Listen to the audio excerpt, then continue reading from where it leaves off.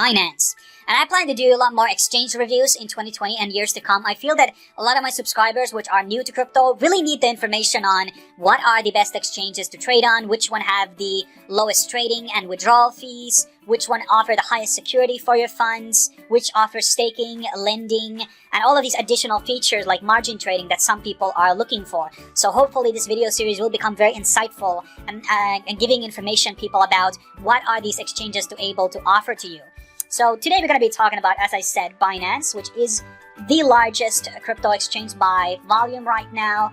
And they are relatively new. They started in 2017 and have been gaining the #1 spot ever since. And for many reasons, I think that they are having a pretty transparent team. You know, you have public figures with faces on. Not a lot of all exchanges do these where you know who's the CEO. Sometimes you might have some hidden, shell company somewhere in China or some very shady place and you don't really know who is the face of this company and who are the people really leading to this and where's the money coming from and etc. So there's a lot of these so-called exchanges which are not very transparent about who is working for there, where are they working from, are they paying taxes, and etc.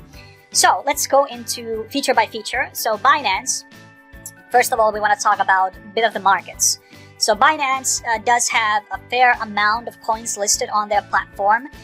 They currently offer a couple of trading pairs. BNB is their native coin, which is going through it's their own Binance chain where some coins also have collateral and they have the Binance tokens and they have their own DEX. And Binance DEX is something that I will review in a separate video because there's so much content there. But Binance coin is going through burns every quarter, which has been increasing its value. I'm going to show you a bit of a graph here to see the value of this coin. This is one of the reasons why I listed it as the S tier on my investment ranking video, because I think Binance coin is one of the best bets in terms of like gradual increase in value. And there are BTC markets, obviously. There are alt markets such as for Ethereum, TRX, and XRP. TRX and XRP, for example, are not so popular trading pairs in many exchanges. So usually exchanges tend to have Ethereum and Bitcoin and maybe some stable coin at the same time. And there is a couple of stable coins listed here, Turkish Lira, and then I think this is Nigerian Naira or something, Euro, and then there's a bunch of USD stable coins, which is very nice. So in terms of volume, supply, and amount of coins, it is pretty plentiful and there's a lot of things to offer here, which is good. So that is great.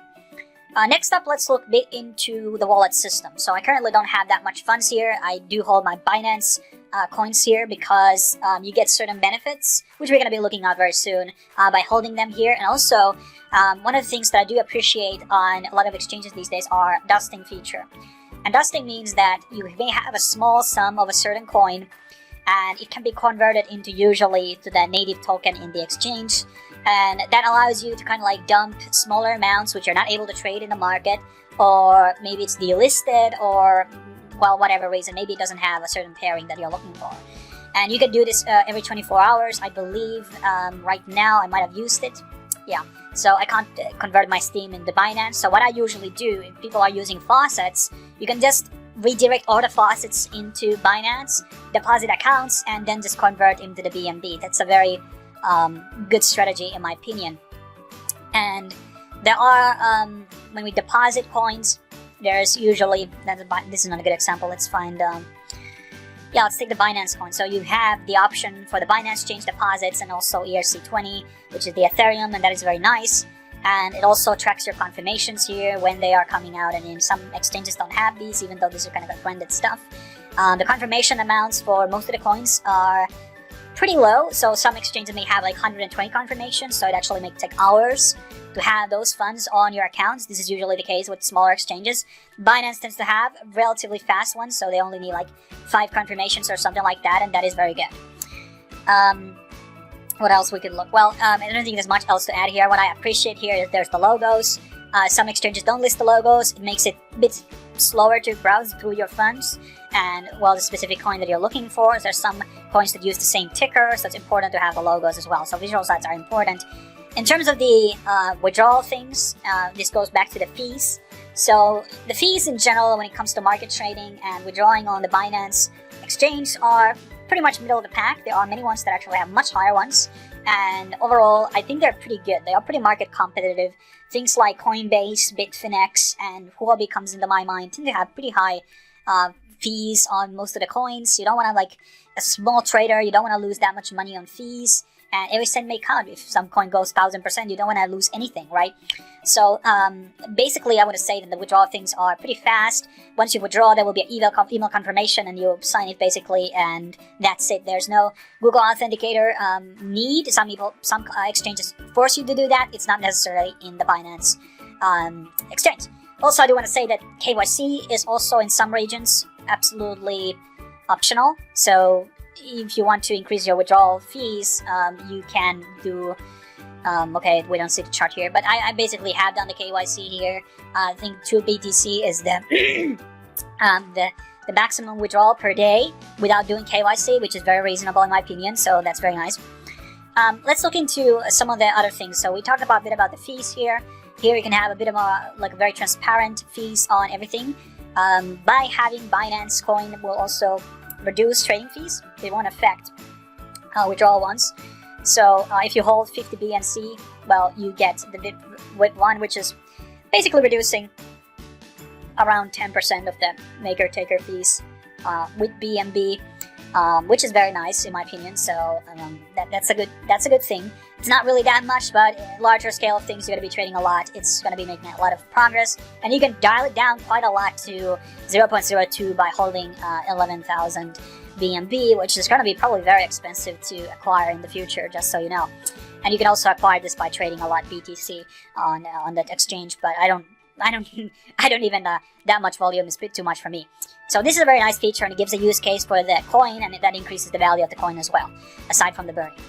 And one of the good things about the exchange also is that there are a bunch of coins that they currently have, well, 4 right now, which you are allowed to lend to other people, and you will get a return, which is a certain percentage. This changes per day. So there's a lending feature here. These are becoming more popular in crypto space, and you don't want to have the money lying around on exchange or in the wallet, so you want to kind of like lease it, and it's very secure in this way because it's kind of like done. Binance is a third party basically, and you can't lose your funds, so to speak. So you will be getting an interest for the funds. And I have some BNB right now on the, and there's been other promotions in the past for different coins, which is nice, and there's going to be a lot more in the future. This is also one of those additional features that I talked about in the beginning, which are important. So here's my 3.7 Binance coin in the deposits, and it's accumulating interest for me. Not that much, but it's better than nothing. And obviously I'm going to be buying a lot more BNB, so the interests are going to be, pretty high. And I think you can redeem it after 24 hours or something, so that's also not locking your funds for a very long period of time. One of the new features that also a lot of exchanges have been starting to do is staking.